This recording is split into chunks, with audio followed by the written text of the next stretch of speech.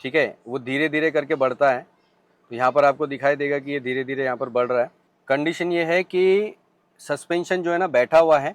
आप लोग अगर देख सकते हो पीछे, तो यहाँ पे जो है ना बहुत ये लीकेज है, और ये लीकेज जो है ना आपको पकड़ना ज़रूरी होता है, अदरवाइज़ ये देखिए। तो जैसे ही मैं इसको ये कर रहा हूँ तो यहाँ पर जो है ना लीकेज बहुत, या बेसिक सेटिंग के चक्कर में पड़ गए और गाड़ी अगर वहाँ पर कैलिब्रेट आउट हो गया तो A6 में आप परेशान हो जाओगे। आपको देखना क्या होता है, डेटा स्ट्रीम में जाना होता है, एक्चुएशन टेस्ट में जाना होता है। हमने तो नमस्कार दोस्तों, कैसे आप सभी लोग, मैं आशा करता हूँ कि आप सभी ठीक होंगे।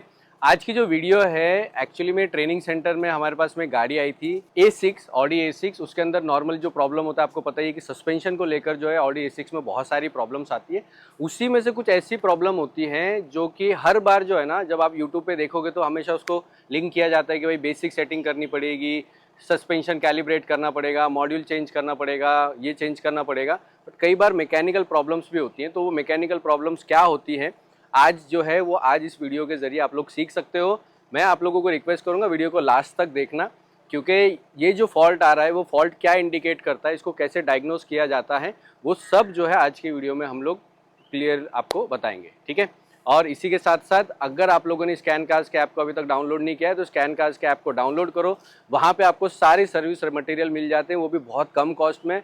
और अगर आप एक बेहतर टेक्नीशियन और डायग्नोस्टिक टेक्नीशियन बनना चाहते हो तो automotive electronic repair and vehicle diagnosis का हमारा कोर्स ले सकते हो। उसके बारे में ज़्यादा जानकारी के लिए आपको स्क्रीन के ऊपर नंबर आ रहा है, उसके ऊपर कॉल कीजिए, मेरी टीम से बात कीजिए। चलो वीडियो में कंटिन्यू करते हैं।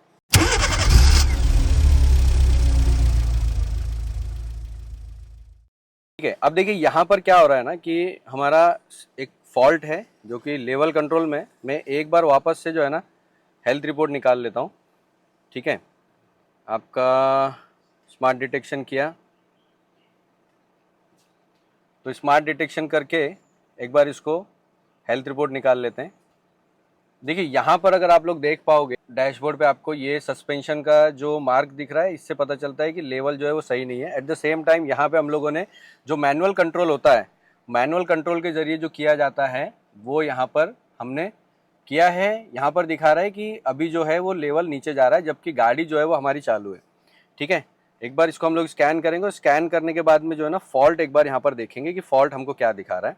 तो देखिए यहाँ पे लेवल कंट्रोल में जो है ना बहुत सारे फॉल्ट जो है हमको दिखाई दे रहे हैं। यहाँ पे आप देख सकते हो एक्टिव एक्टिव एक्टिव, देखो left front shut wall short circuit to ground, shut wall short circuit static, ये एक्टिव में यहाँ पर हमको दिखाई दे रहा है। कंडीशन ये है कि सस्पेंशन जो है ना बैठा हुआ है।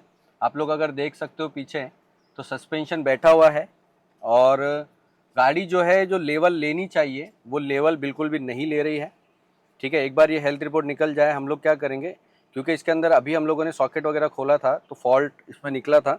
इसका प्रॉब्लम जो है वो डायग्नोस करके हमने पकड़ लिया, बट प्रोसेस जो है वो मैं आपको बता रहा हूँ कि प्रोसेस, सही प्रोसेस क्या होती है डायग्नोसिस की। यहाँ पे देखिए लेवल कंट्रोल में आपको चले जाना है। लेवल कंट्रोल यानी कि आपका जो एयरमेटिक सस्पेंशन होता है उसके लिए ये मॉड्यूल होता है लेवल कंट्रोल का। यहाँ पे आप रीड DTC करेंगे, अब देखो कि बहुत सारे फॉल्ट जो है यहाँ पर आपके बन रहे हैं। इसका एक बार हम लोग रिपोर्ट सेव कर लेते हैं।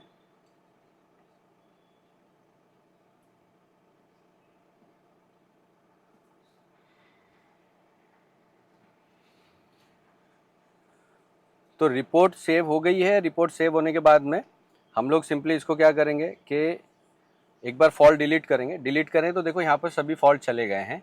ठीक है, लेकिन यहाँ पर जो प्रॉब्लम है ना सस्पेंशन की, वो अभी भी सॉल्व हुई नहीं है। यहाँ पर देखो आपका सस्पेंशन से जो अभी मार्किंग आ रही थी वो हमारी चली गई है, लेकिन यहाँ पर जो एरर आ रहा है सस्पेंशन को लेके, वो एरर अभी भी आ ही रहा है। ये आप अगर देख सकते हो तो ठीक है यहाँ पर, ओके, तो ये अभी आ ही रहा है। अब यहाँ पर हम लोग क्या करते हैं, सबसे पहले जाकर जो है ना डेटा स्ट्रीम चेक किया जाता है। अब डेटा स्ट्रीम में जब हम लोग जा रहे हैं, यहाँ पे मैं एब्जॉर्ब्ड बाय शॉक ये सब एक बार देख लेता हूँ कौन सी वैल्यू जो है हमको लेनी है। ठीक है, हाइट एक बार देख लेते हैं, चारों की हाइट देखना बहुत ज़रूरी होता है। तो फ्रंट की सेम आनी चाहिए, रियर की सेम आनी चाहिए। अब देखो आपका फ्रंट लेफ्ट चारों की जो है 384 384 384 दिखा रही है, यानी इस टाइम पे जो है वो हाइट एकदम परफेक्टली आपकी काम कर रही है। ठीक है, इसके बाद में अगर मतलब जो हाइट है वो एकदम सही है, चारों व्हील की एकदम सही है। ठीक है, आपका कॉम्प्रेसर व्हील का टेम्परेचर, आपका कैलकुलेटेड कॉम्प्रेसर का टेम्परेचर कितना है वो एक बार देखना होता है हमको। यहाँ पर देखिए अभी आपका जो कंप्रेसर का टेम्परेचर है वो 98 डिग्री सेल्सियस है। ठीक है, वो धीरे धीरे करके बढ़ता है। तो यहाँ पर आपको दिखाई देगा कि ये धीरे धीरे यहाँ पर बढ़ रहा है। वैसे ही आपका एम्बिएंट टेम्परेचर है वो 55 डिग्री सेल्सियस दिखा रहा है। Current absorb by the actual set damper characteristic is comfortable. तो यहाँ पे देखिए क्या है, जो फॉल्ट अभी आप लोगों ने देखा, जनरली क्या होता है फंक्शन लिमिटेशन वगैरह सब लिख के आ जाता है ना, तो कई बार प्रॉब्लम ये होती है कि लोगों को लगता है इसमें कैलिब्रेशन या बेसिक सेटिंग करनी पड़ेगी।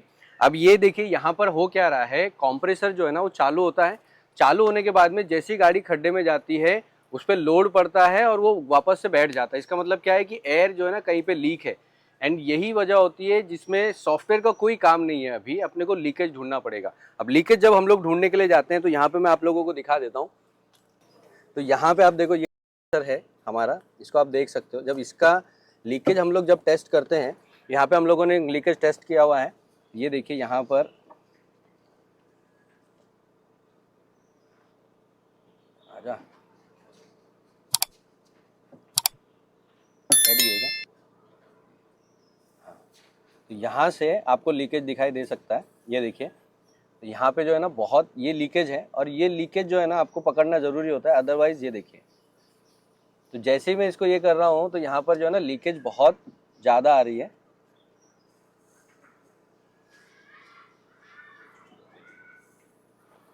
ठीक है, तो ये जो लीकेज है इसके अंदर आप चाहे सॉफ्टवेयर के जरिए कुछ भी कीजिए, कुछ भी होने वाला नहीं है।